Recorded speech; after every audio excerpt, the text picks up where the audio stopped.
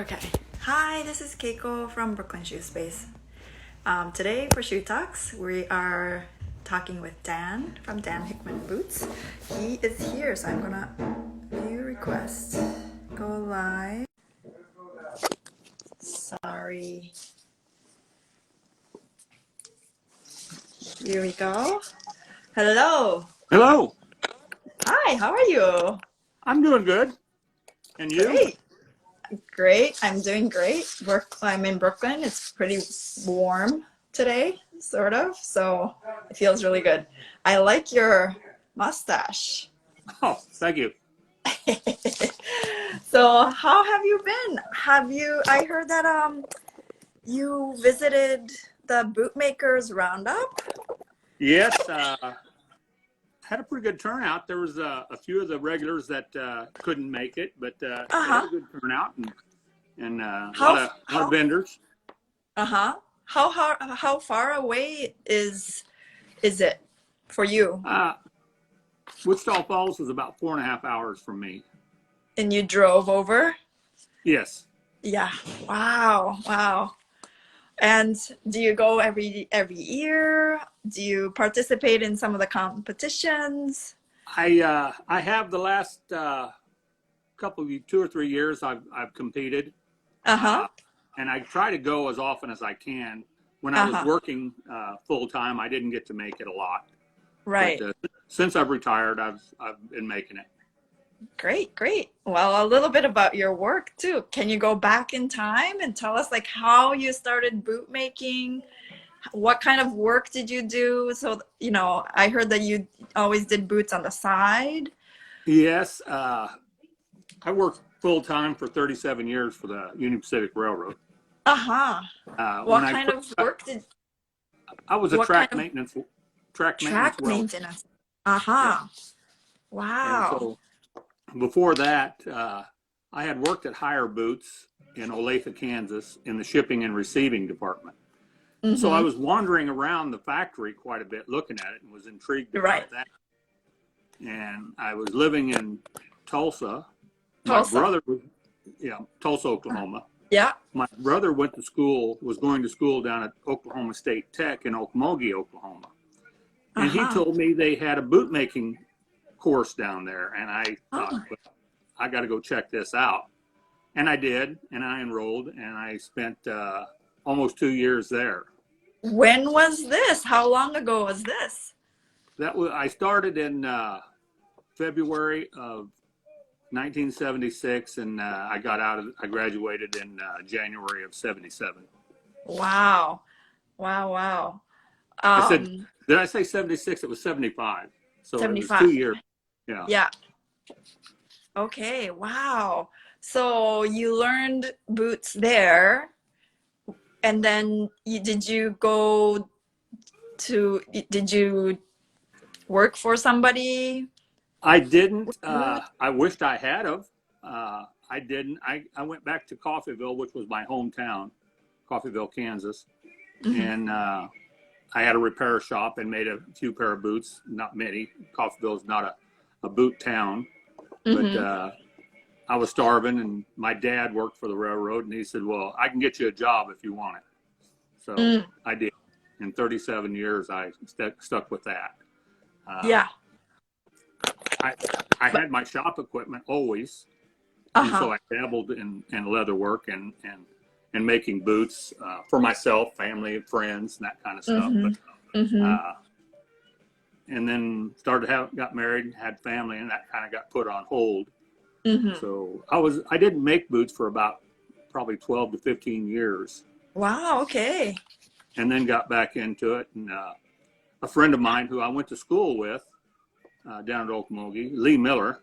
Uh-huh. Uh, Yeah. so I called Lee and asked him if I could come down and spend a couple days with him, and he Uh-huh. said, "Sure, come on down." So Lee helped me out a lot getting back into it. Showing me Uh-huh. some different things and that. So I owe a lot to Lee, and there's a lot of other bootmakers that I've gone to visit that have give you tidbits here and there and Yeah. things that help you along. Uh-huh. So I've been Wow. real fortunate there. Did you know Lee Miller for that long from the 70s? when you went to school?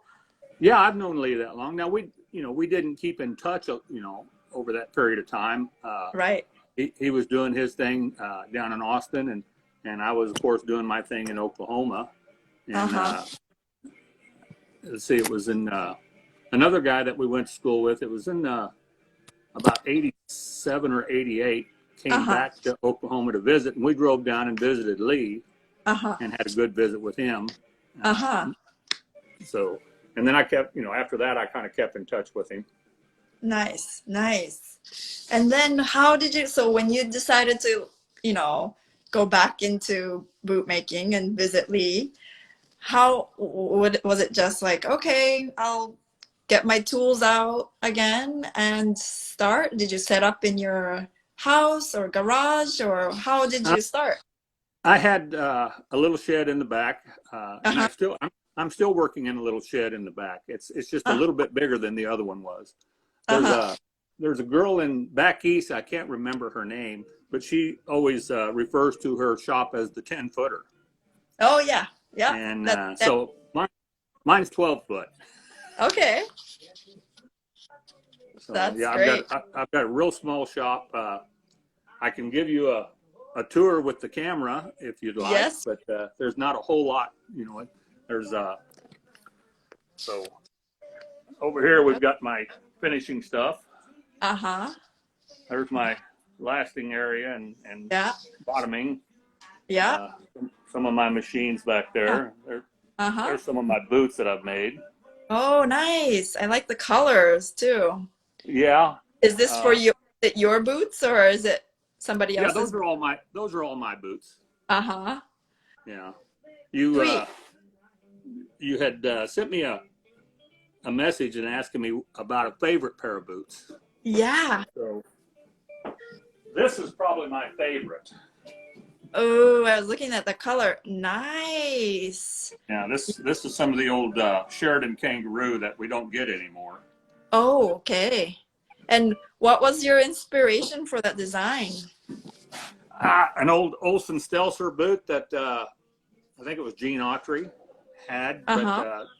the colors are totally different. But it was his, that design. Uh-huh. Uh-huh. Very cool, very cool. And then, so did your hands remember how to make, or did you was it slowly getting back into it? How was it like?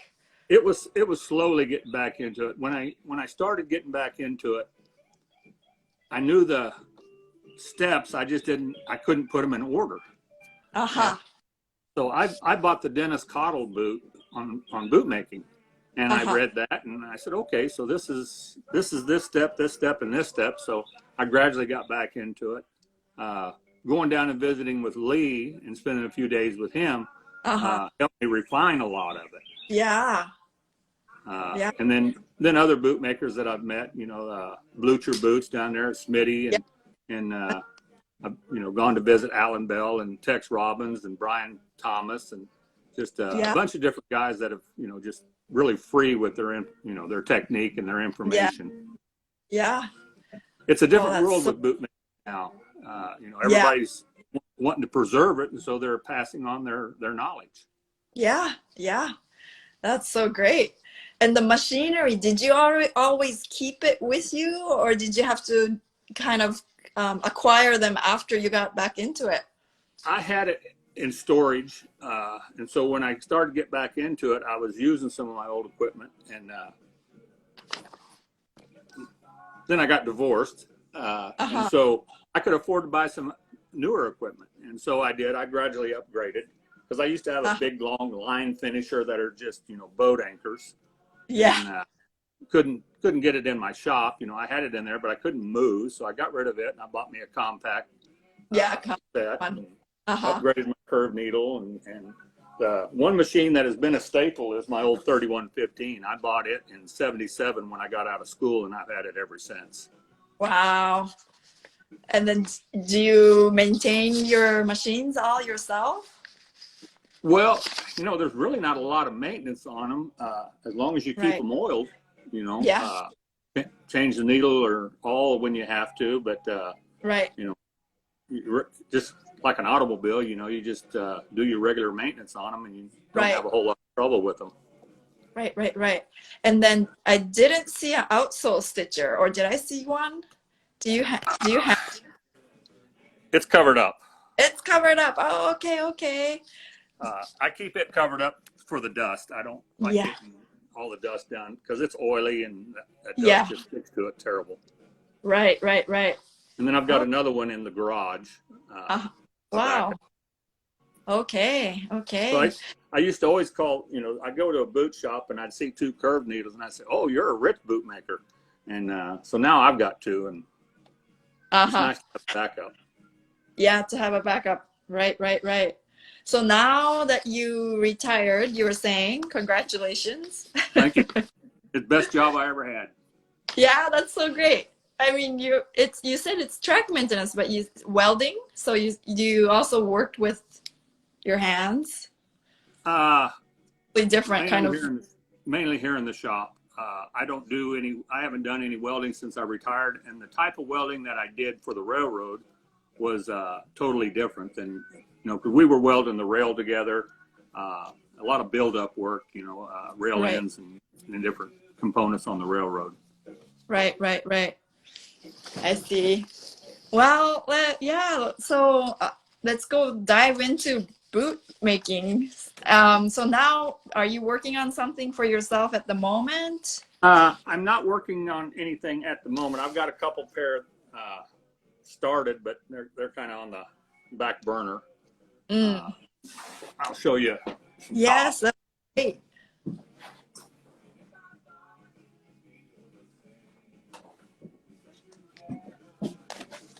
So this is a pair of tops that I've done. Ooh. Is this for a client? Or is it for yourself? Well, it's my measurements, but if they'd fit somebody, I'd sell them to them. And this is the vamps for them. Oh, wow. So nice. they're kind of loud, and I like loud boots, and I like fancy boots. So that's why I've got all the inlaid boots for myself. I don't have a lot of high-end clients that want that kind of stuff. Most of the boots that I make are pretty basic boots. And do you like tall boots, or what, shorter ones?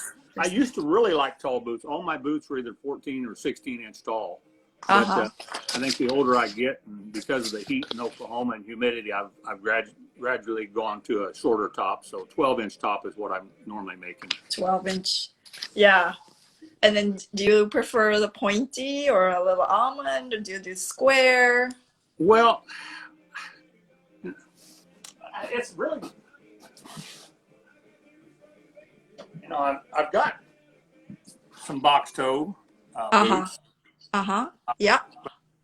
Ooh, those are pretty. Those are really nice. This one? Yeah. Or that's the one that I think. Yeah, and both. Wow, that one too. This is the one you posted. Yeah. It's one of my favorites. It fits really good. And of course, my favorite medium is kangaroo. So all of my boots are kangaroo. You know, there's somebody asking, do you do any tooling work? You know, I used to, and people ask me, and I just don't want, for one thing, I don't have room to do everything I want to do. So I just concentrate on making boots. I gave all my old tooling stuff to my son. He's starting to get into it after. Oh, that's great. He didn't want to have anything to do with it when he was a kid, but now he's an adult. He said, well, I think I want to do this. And I said, well, okay, you can have all this stuff. You know. Oh, great. It's just sitting here taking up space. So I gave all that to him. Oh, I see. And then Sarah Sabotus Bespoke asks, where do you get your tongue pattern? Did you come up with them, or were they passed on to you? This is a pretty much old standard, the headdress. And this one I came up with, the flower I took from another picture of a boot that I seen. The butterfly is mine, and then another pair that I seen had diamonds on them. And, I did that, and I had the butterfly and the flower, and I thought, well, there's just too much negative space there, and so Right. I So decided to you, put the diamonds in there. right, right. Okay. And then I think, hold on, where did you get your tongue pattern? Tongue meaning like is I was thinking the tongue pattern like Oh, the tongue pattern. yeah, Uh, I use a standard 5-point pattern. That's my standard. favorite. Okay. Yeah, it's just a 5-point 5 point. tongue, And did and you come up with the pattern yourself? Or is it like sort of like a standard you're saying? it's pretty much a standard Okay. 5-point pattern. Now the spade pattern that I use, which is on this one, Yeah. Wait. that's a. Do I Yeah. need to hold it in a different angle? No, I see it. I see it. That looks very intricate at the top. Yeah. And so the Okay. spade pattern is Spade pattern. Uh-huh. is I got from Blucher. He gave that to me.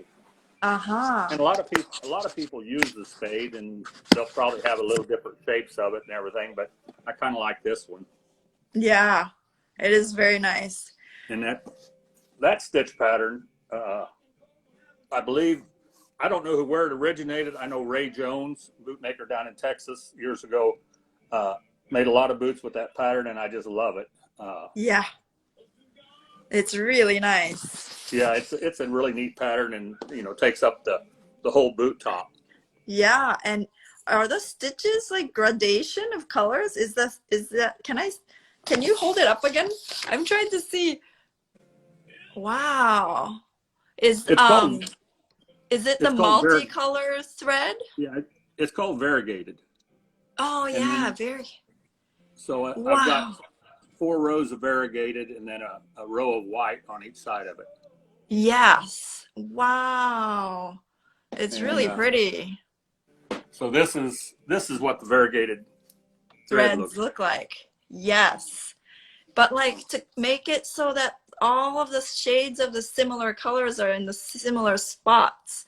Like, That's really hard to do. There's some bootmakers that can pull it off. I'm not uh-huh. one.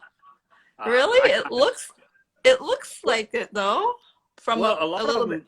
yeah, a lot of them Mhm. do match up, but then a lot of them don't. I mean, when you really get to looking at it, Uh-huh. like up here, you'll see the red and orange kind of flow in together. Yeah, but it's beautiful. It kind of blends in. It looks like Yeah, it looks intended. yeah, but some people can.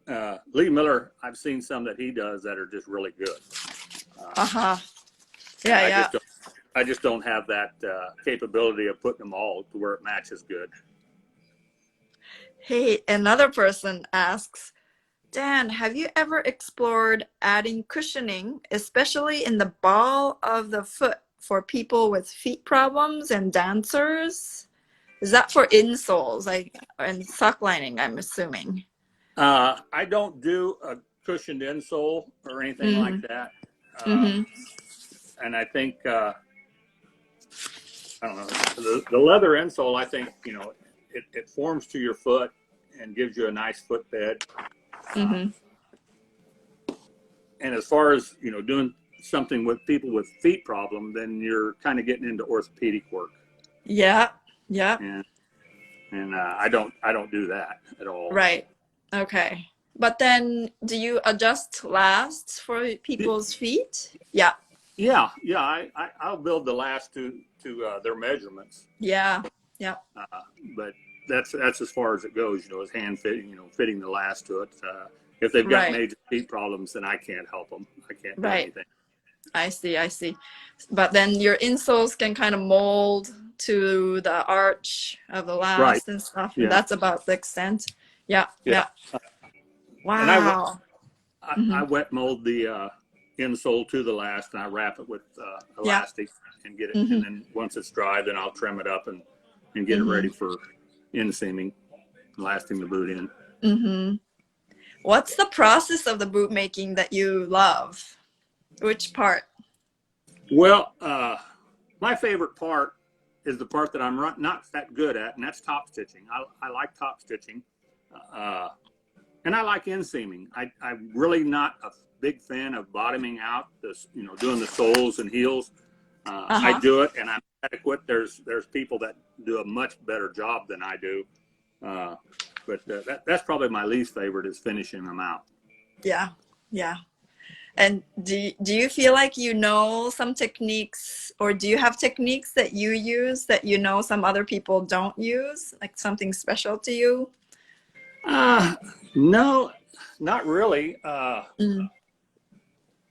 I know there's different techniques of, like some of the West Texas bootmakers, the way they cut their insoles is a little different than the way I Mm. cut mine. And Uh-huh. I cut mine the same way I was taught in school, Okay. which Yeah. is, and I've got an old insole here. I didn't use it I because would love to see. Yeah. I actually cut it too thin in the arch area, so I didn't Ah, use this insole. okay. But I don't know if you can see this, Yeah. but it's got a little 90-degree step. Yeah. Okay. And so and I've got two tools. Yeah. I would love to see. The first one is, and I'm sure that this was originally used for the hidden channel when you're sewing soles on, but Right. it works for me for cutting the insole channel, and I can control it, Wait, you can we know. see? Sorry, can you hold that up a little bit? Yeah. Yeah. Uh-huh. Uh-huh. So it's got just a little bit of a gap here, Yeah. and just enough, for my 90-degree angle here on my Oh. insole. And then Uh-huh. I'll use this one. This one cuts the horizontal line Uh-huh. into the channel, and then Into I use this one to cut the to vertical mark. line. Uh-huh. No, it's a little knife blade. Knife blade. Yeah. Yeah, and it's for a channeling. But when I use the two of them together, then I'm just cutting out that little extra right there on the insole. Uh-huh. And then Is- go ahead. That's really, really cool. I mean, it's different from using like a channeling knife Yeah, or I don't mm-hmm. have one. I do have one of these. Wait, sorry, I can't see. Can you lift it higher? Sorry. Yeah, yeah, yeah, yeah, you have them. Yeah, yeah. But I don't use it for that particular part. Oh. Oh, I use it. okay. I use it to cut just a little angle in here Ah, I for my see. inseaming, and Oh, then okay. I always pre-punch my holes because I can see where I'm coming out on my insole when I pre-punch. Ah, yeah, yeah. Wow, okay. Yeah. Interesting, interesting. And What's your favorite hand tool? I just showed it to you. That one. Those two? Yeah, that one. That's your favorite? It Yeah. looks yeah, I've never seen that one.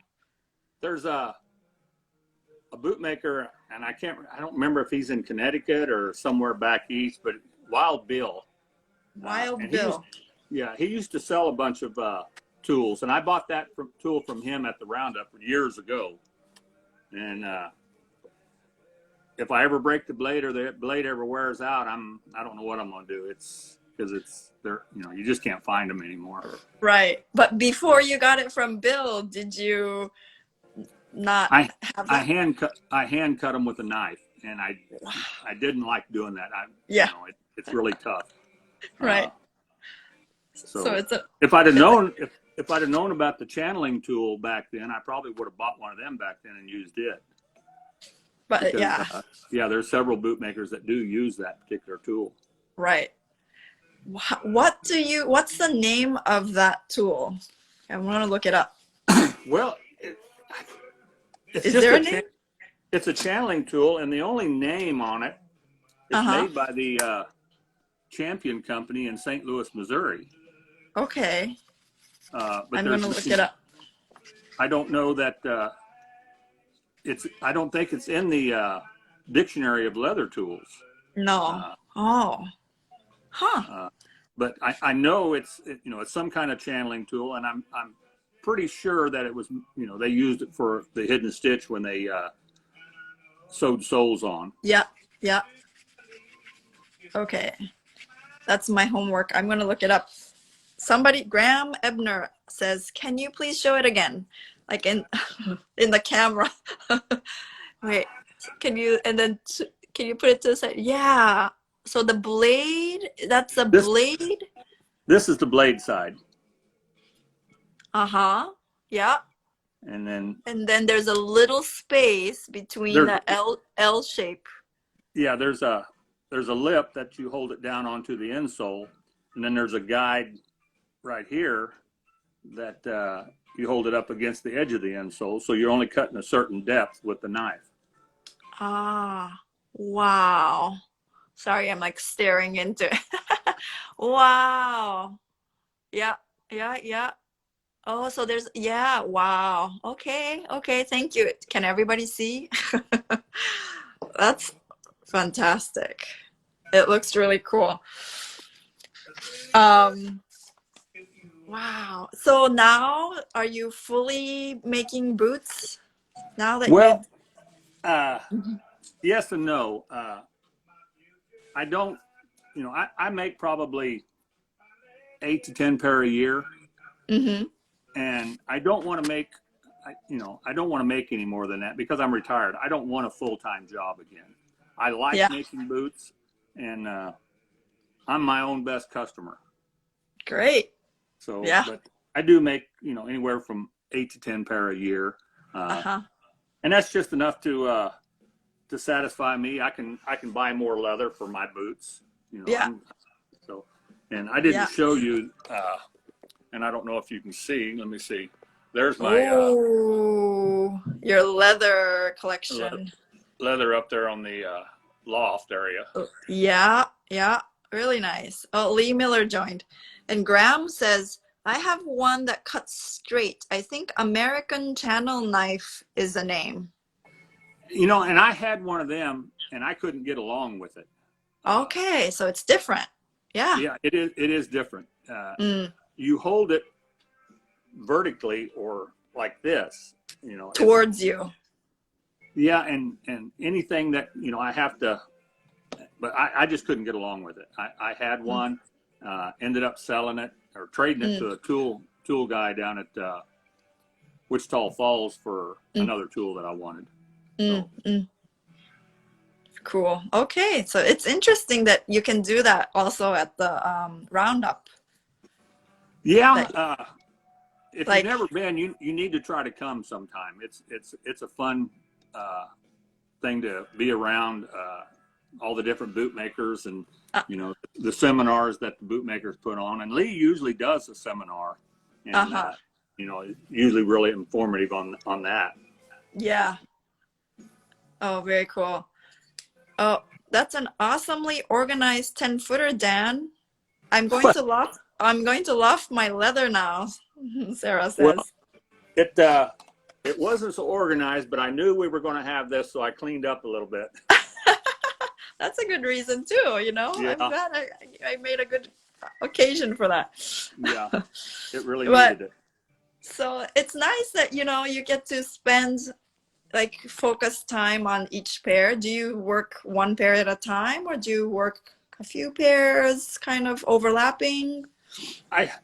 The two pair that I just posted on Yeah. Instagram, I did those at the same time. Those were for a father and son, Oh, uh-huh. and I don't like doing multiple pairs at a time. It's just Uh, I don't need to. I'm not yeah. rushed, Yeah. so I prefer to do one pair at a time. One at a time. Oh, that's nice. The pace of things. It's nice. It sounds really nice. And then do your clients, for example, the father and the son pair, do they come and visit you to get measured? Yes, and they're Always. old friends. I mean, I've known them for years. Mm-hmm. But yeah, they came up and got measured and picked out the leather they wanted and gave me Nice. the ideas for usually they don't care about the top stitching. They just let me do whatever. Nice. But the boy, his mother got killed in a motorcycle wreck a couple years Oh ago, no. Uh-huh. And so he wanted that little purple, or it's lavender dragonfly. Uh-huh. Which Uh-huh. I made her a pair of boots that were lavender with a big black dragonfly on it. So, Okay. So it was like the reverse color. Yeah. yeah. Oh, cool. In memory of. That's nice. Somebody asks, how is the handmade boot industry doing as a whole? Do you see a high demand? Do you feel like there's higher demand now that you put your word out there that you make boots and you're doing it for enjoyment? Do people come and seek you out? Well, I don't get a lot of out of town stuff. I do occasionally. I made a pair for a lady up in Kansas, Mm-hmm. and then the two that I sent to Louisiana. Mm-hmm. Made some for a couple people in California. Mm-hmm. I don't know, the red patent leather kangaroo boots. Yeah, I was gonna ask you about that. Yeah, those were made for a guitar player Okay. out in California. Uh-huh. And he wanted a stage boot that Uh-huh. Porter Wagner had a pair like that years ago. So he wanted a pair like that. And I think the reason he sought me out because I gave him a price that was cheaper than everybody else. Oh, okay. And of course, the leather came from Jay Hardkey. You know, he gave me that for the boots. Okay. Jay and this guy are really good friends. So it came about, and we got together and made him the boots, and he was thrilled with them. I think they're gaudy, but he was thrilled.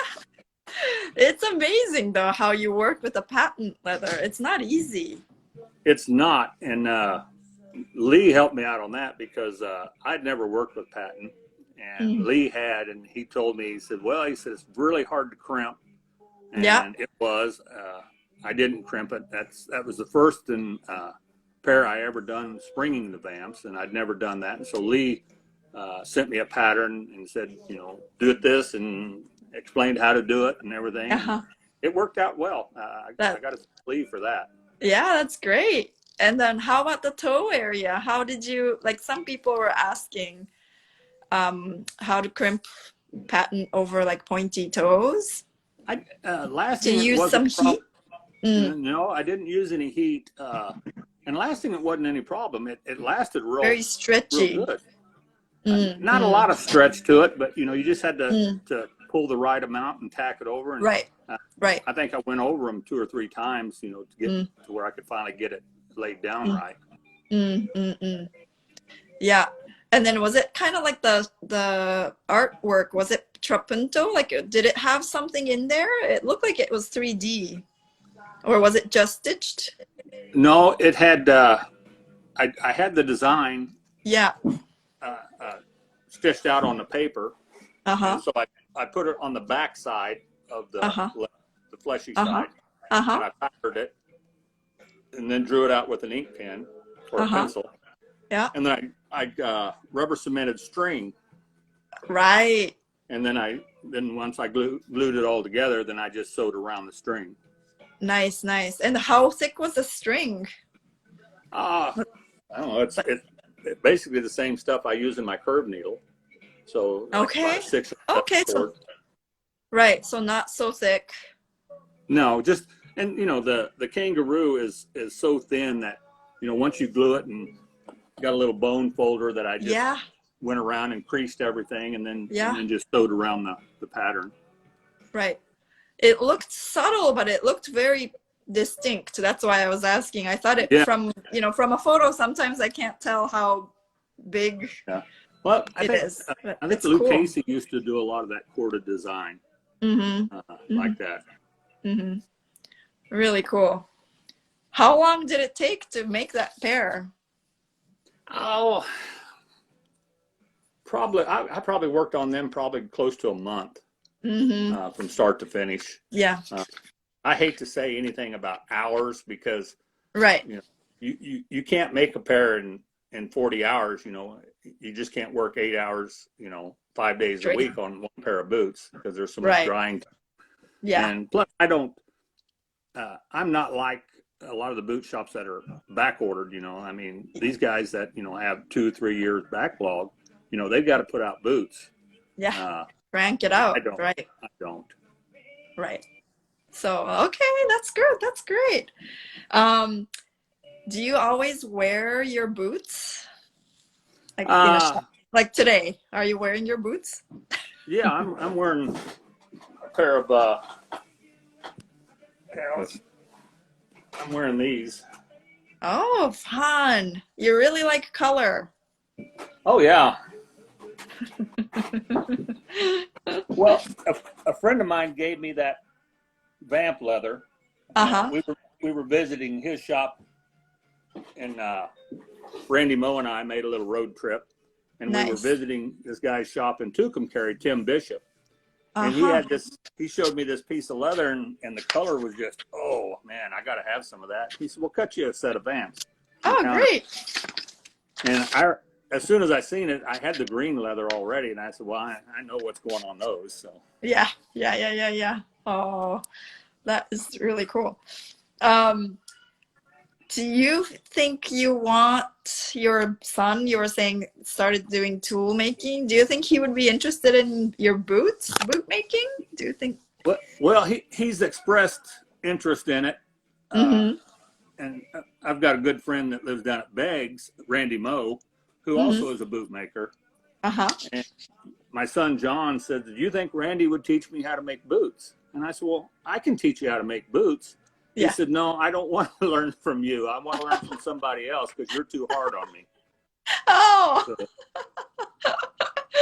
well, you're like, well, I'm not that, I don't know. Are you?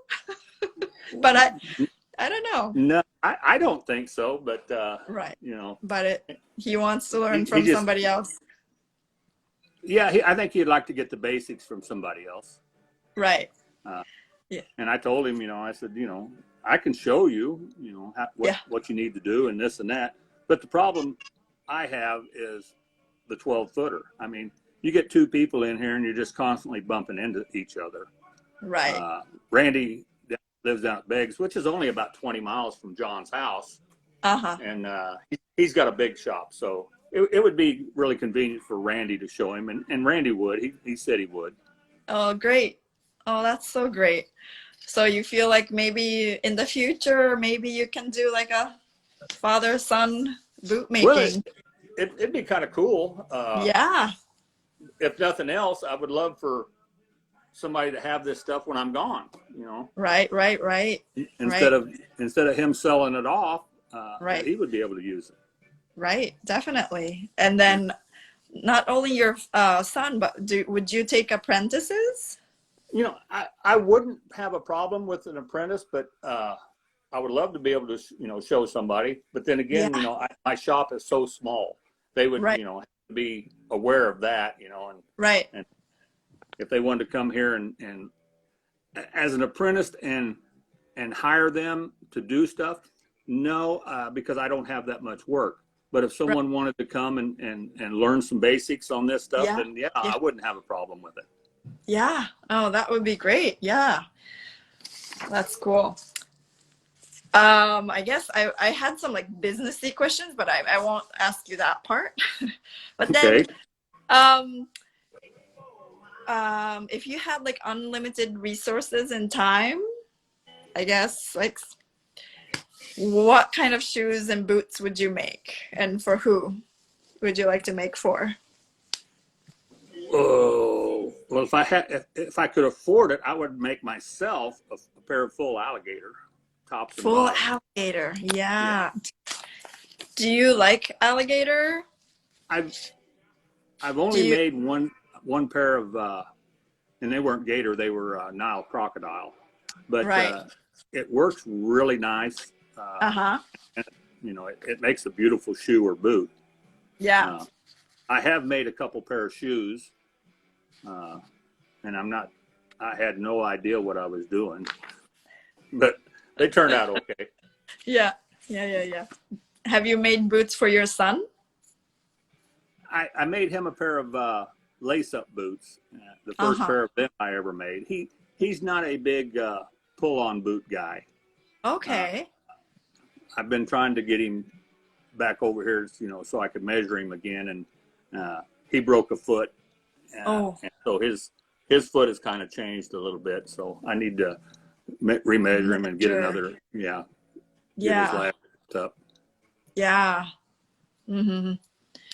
So, yeah, so you make shoe boots other than cowboy boots and Western boots. And so like lace up boots, like, yeah, like a lace up derby boot. Uh, I guess it would be Yeah. classified like a derby. Yeah. Yeah. His were, I think, 8-inch lace up. Yeah. Uh, and the two pair of shoes, one pair was a derby, Hmm. and then the other pair was a back seam hole cut. And Wow. that was an experience. Yeah. Did you like it? How did it come out? Well, they came out okay, Yeah. and I think they're on my Instagram page. Oh, yeah. I'm gonna look at. Hmm. It's a pair of light brown, tan Hmm. colored full quill ostrich. Nice. Nice. Nice. Any like other shoes or boots styles that you wish to make? Well, I'd like to make a Chelsea Chelsea. Mm. or and also a Chukka. Yeah. Uh, I'm not into the what is it, the Balmoral or Hmm. something similar to that. I'm not into that decorative Right. type of shoe. Right. Although I like fancy boots, but the fancy boots is mainly on the tops. Nobody Right. sees that. Right. But silhouette wise, you like the simple. Yeah. Yeah, Chelsea always, yeah, I always see like Lee Miller's and Dana from Lee Miller's, yeah. student Lee has mhm. got a talented bunch of down there working with him.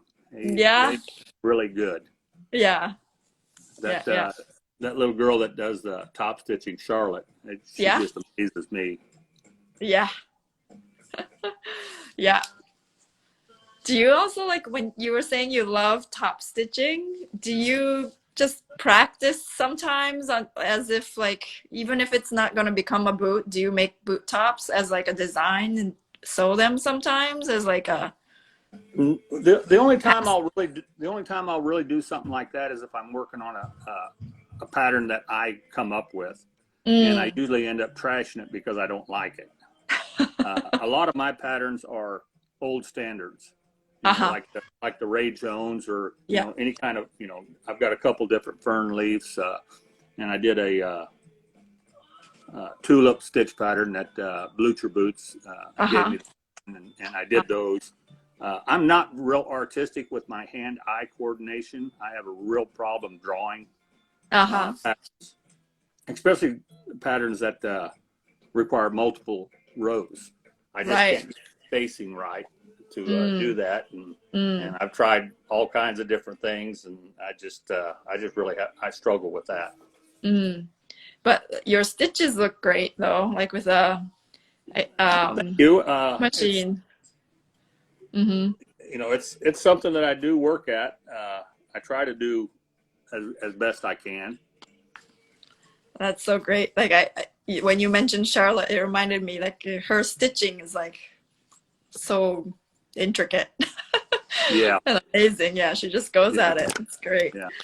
Um, so I was gonna ask how if you like in the years of like boot making, if you've ever like doubted the profession or doubted like give it up and stuff. But I guess your passion is there and you're just starting in a way because well you learned and you already The took a time passion, off yeah, and you got back into it.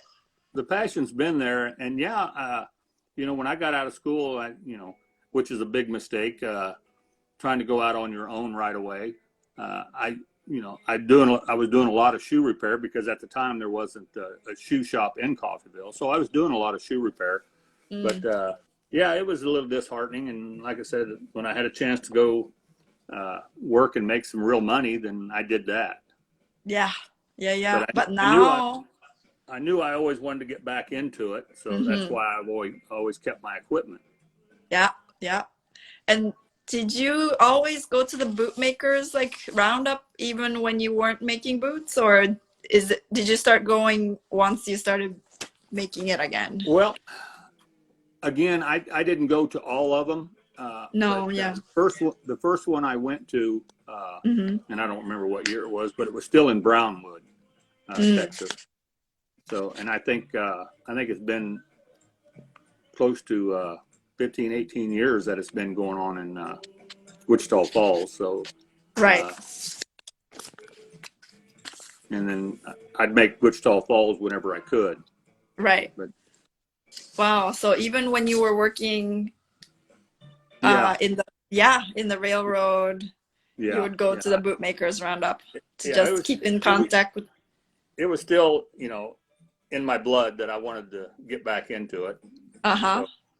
So, and going and seeing, of course, the equipment hasn't changed uh, Right, in so many years. You right. know, they've come up with a few other things. The Japanese machines are, and they're good, or the Chinese machines. They're good machines if you're not working them hard. Right. I wouldn't want to try to sew 8 hours a day, 7 days a week on one. Yeah. But Yeah. for what they are, they're a good machine. Uh-huh. And so, that's helped out a lot of people, because the older machines, if you find one that's good, you're going to pay quite a bit of money for it. And if you find one that's bad or one that's cheap, you're going to have to rebuild it. Right. So, Right. At the roundup, are there vendors that sell machinery too? Or oh yeah, yeah, oh wow. yeah. Okay.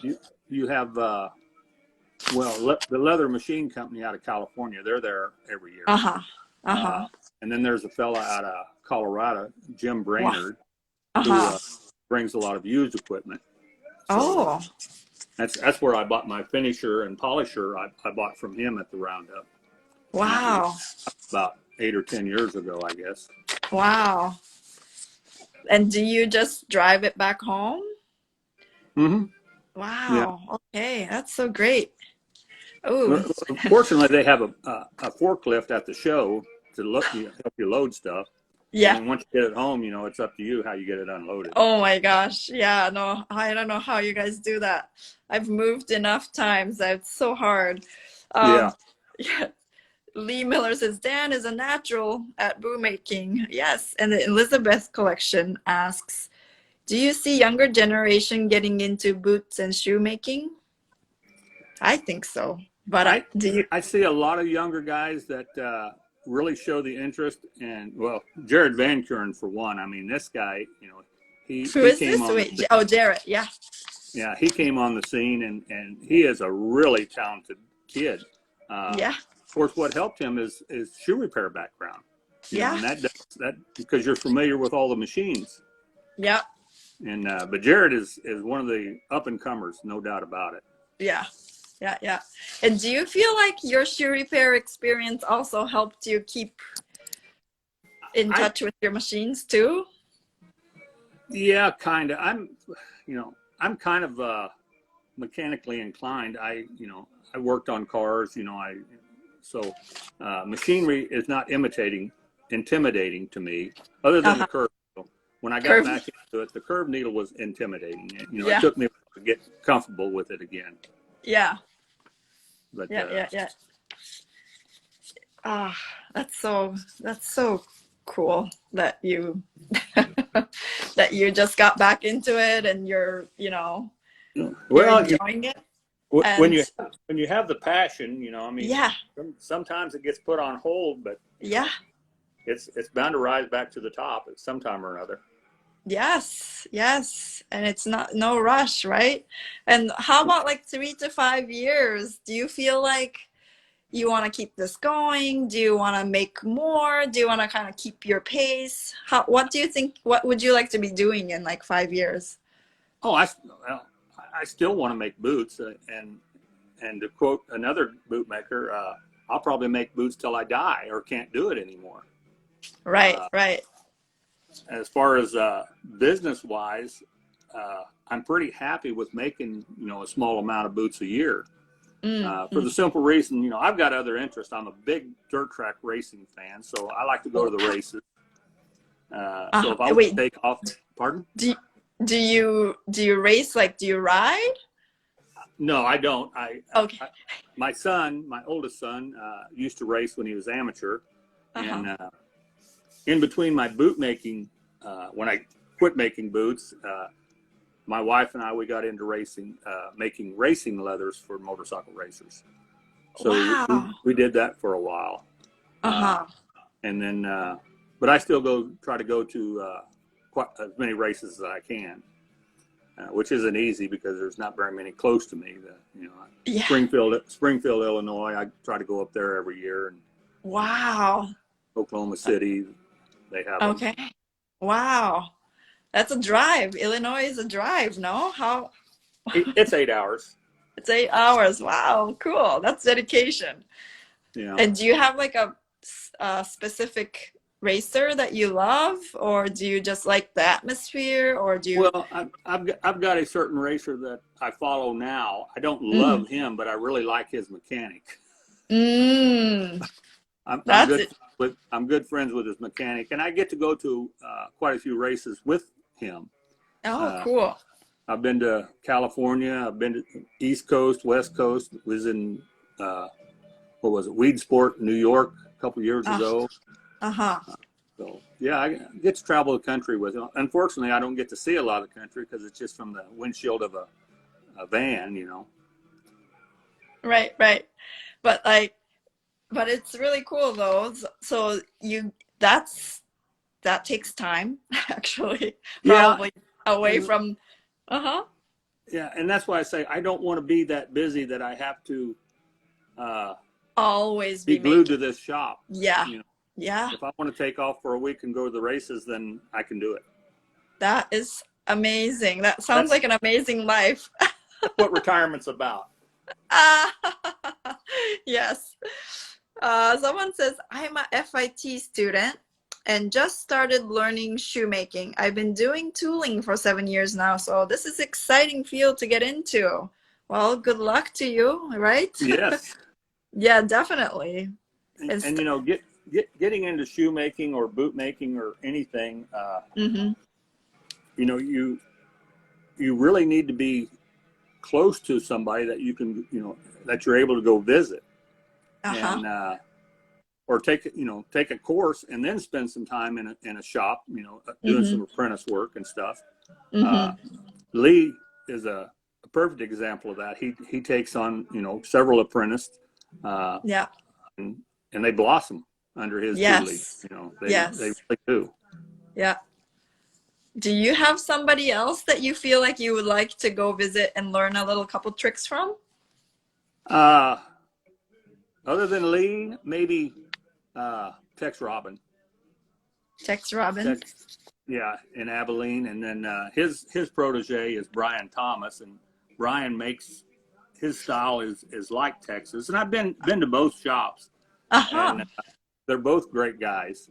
Mm. So you know they're pretty free with, you know, if you got questions, they don't have a problem answering them, and you know.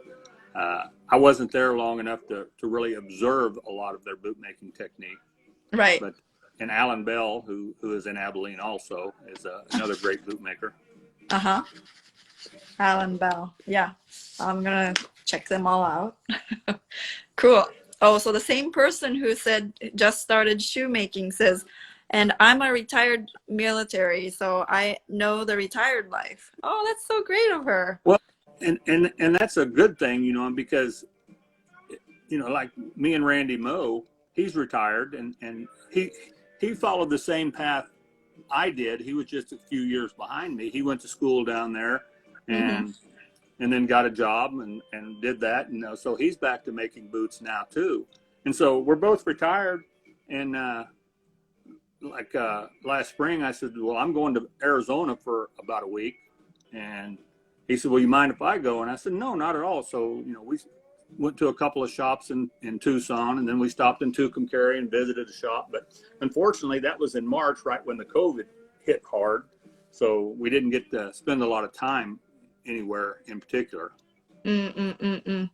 But that was a time that you could do it, though. That's amazing. Yeah, yeah. And And since then, have you, I mean, the travels have been, the lifestyle, have you changed a little bit with COVID? well, I live in a small town, and no, I haven't really changed. You know, I probably I would like to go out and visit some people, you know, because Yeah. I can do that now. Yeah. But I don't do it because I don't know how I Right. know Texas is kind of funny on their visiting, and California is just way out there. So I pretty much stay where I'm at, and but I haven't changed anything. I still go to the store. I still go out to eat. You know. Right. Right. I run down to Randy's and visit him. Yeah. And he comes. So that's about it. That's great that you have somebody that's not too far away.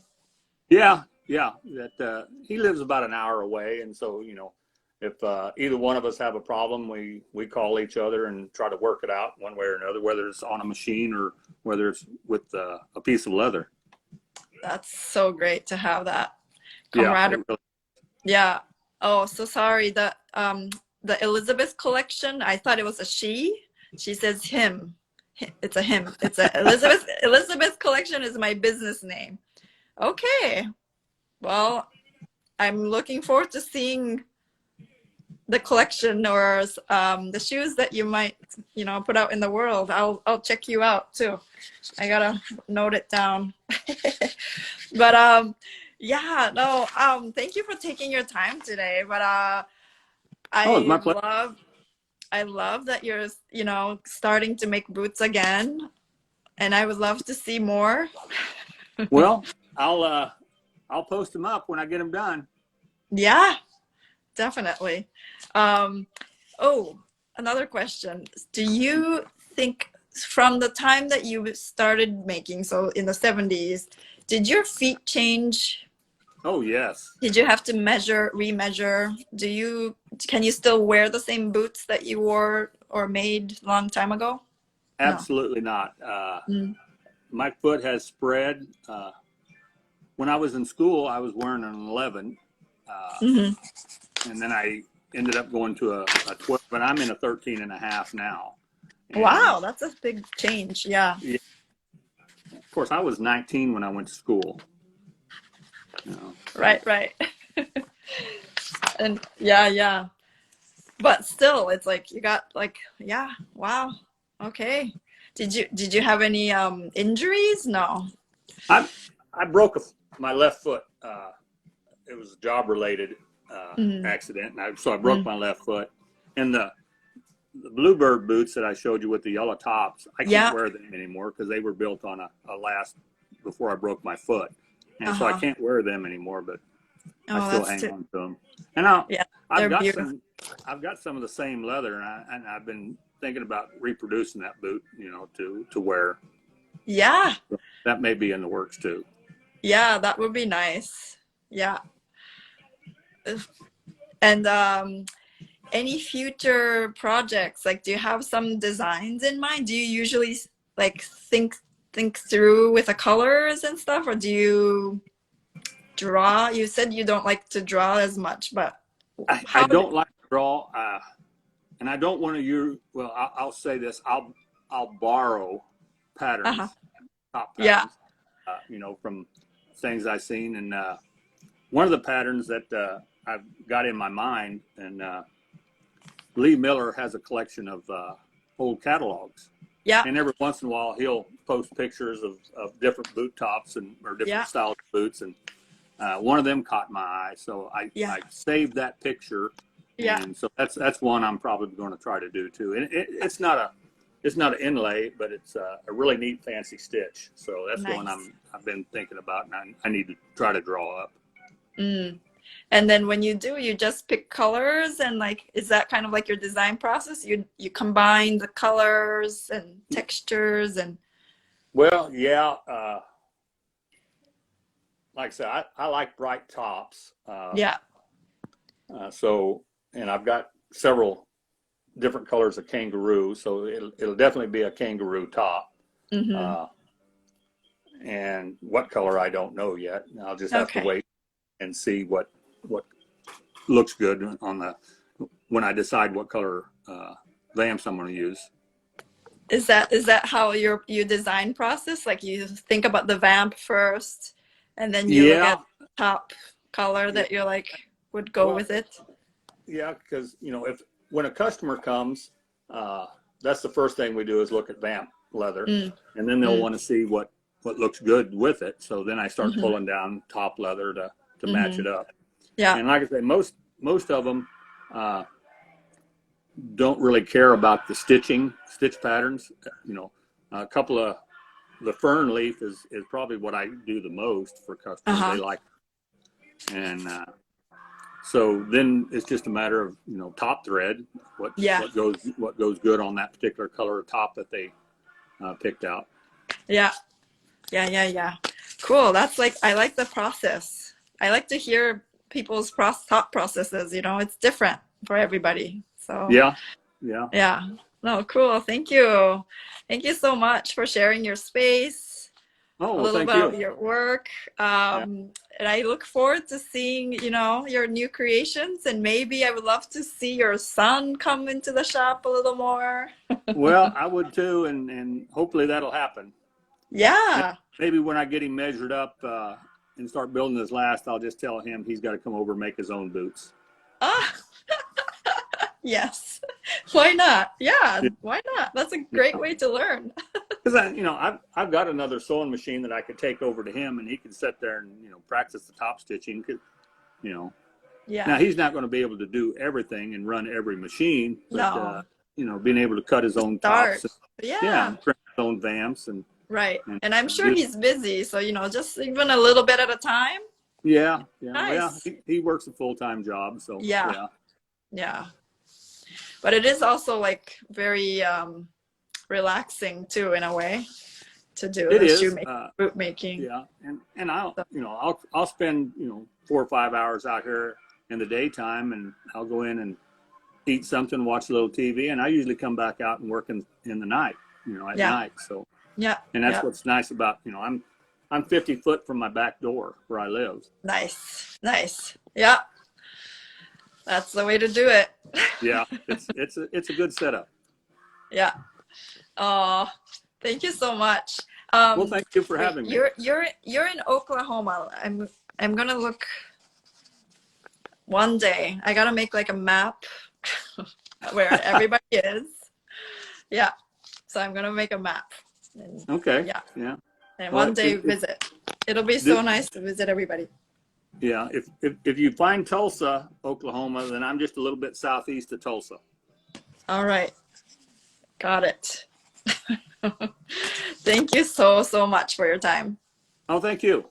Good talking to you. Good to talk to you too. All right. Bye.